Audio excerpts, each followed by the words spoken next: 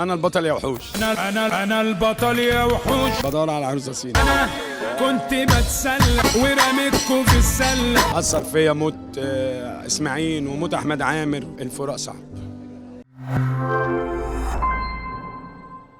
محمود الليثي، انا برحب بيك معايا فونتك. مبسوطه ان انا بقابلك في ذا بيست. تقول عنه ايه وعن حضورك لتاني سنه يا رب يخليك ليا وشرف ليا ان انتوا بتعملوا معايا لقاء. والله انت عارفين انا بعشقكم.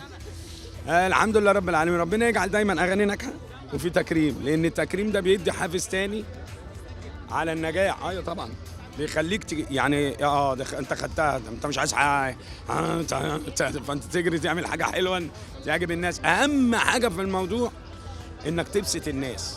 لو الناس انبسطت هتصوت لك. بس ايه الاغنيه اللي من اغانيك في 2025 تقول عليها دي الافضل بالنسبه لك؟ الغنوه اللي انا بموت فيها في 2025 انا البطل يا وحوش. قول لي احلى حاجه حصلت لك في 2025 واسوأ حاجه حصلت لك في 2025.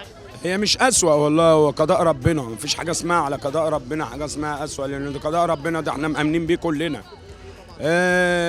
أنا أثر فيا موت إسماعيل وموت أحمد عامر وموت والد أخويا وصديقي الأستاذ محمد رمضان وموت السيناريست العظيم أحمد عبد الله وموت المخرج العظيم أحمد سامح عبد العزيز.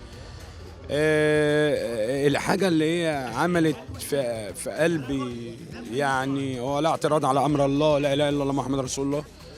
بس الفراق صعب.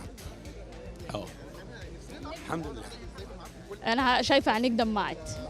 طيب النجم تامر حسني نجم الجيل بتعرض لأزمة بسيطة. يا رب اشفيه، يا رب اشفيه حبيبي. كلمته يا زلمه حبيبي وطمنا عليه وكله تمام، وكلمنا ياسر الحريري وكله تمام. واحمد سعد برضه نفس الطريقه. طبعا دول حبايبي، دول اخواتي. طبعا.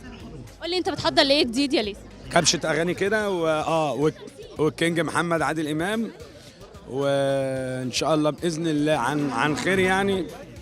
هتبقى فيلم مع محمد السبكي اسمه عروسه من الصين. بدور على عروسه صين.